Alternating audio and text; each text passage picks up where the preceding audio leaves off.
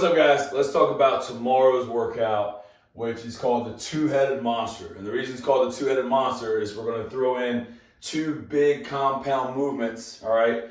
Back squat and deadlift tomorrow in the same workout. We don't do that very often. It's really taxing to hit both of those, especially back-to-back in a workout, all right? But that's exactly what we got coming at us tomorrow, all right? So we're going to start off 1A, 1B. That's our movement prep. We're going to start off with some kettlebell swings, goblet squats. You can keep those light. All right, that's just to get you to start hinging, get you to start squatting, start bending. So as you transition from your warm-up into the lift, you're just kind of getting a little bit more specific with some of our movement patterns as we get into our big movements, all right? So once we're done with the movement prep, we're gonna jump into back squat. The first set of 4 is at 55%. You can think of that almost kind of like a warm-up, right? And then we're gonna go 4 sets of 6 at 65, 70, 74%. 74%, all right? Those 2 sets at 74%, sets of 6, those are going to be pretty tough, all right, but definitely doable, right? And then we're going to come from back squat and we're going to jump right into deadlift. Now, as we do this, make sure that your deadlift technique should always be on point, all right, but especially when you're coming off of an exercise that's going to be taxing to your posterior chain, it's going to fatigue you a little bit.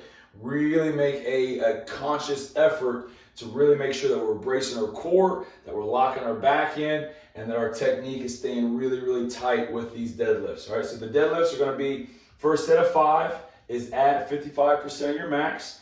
Then we're gonna go 4 sets of 8 at 65, 70, 70, 70%, okay?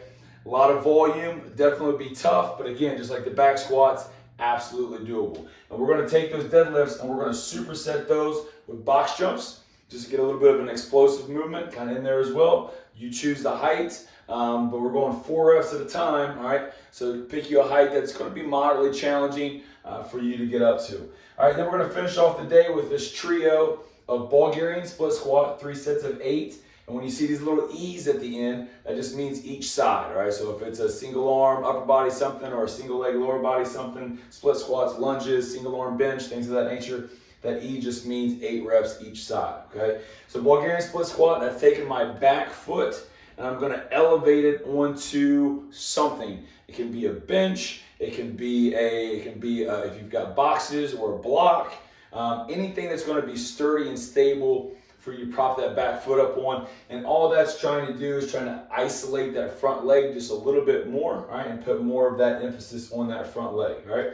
Then we're gonna hit what's called a floor slider leg curl, right? And that might be new for some of you guys. So a floor slider leg curl, you're gonna take a floor slider, just like you would get at Home Depot or Lowe's, that you would use to slide furniture across the floor, all right? They make them, the bigger ones, you're gonna put your heels on those, lift your hips up off the ground, and you're going to curl that floor slider into your butt. And as you bring your feet in, you're gonna lift your hips up as well. So at the very top, my knees should be bent, all right, foot up towards the heel, my shoulders, hips, and knees all in a nice straight line, all right, at about a 30, 45 degree angle.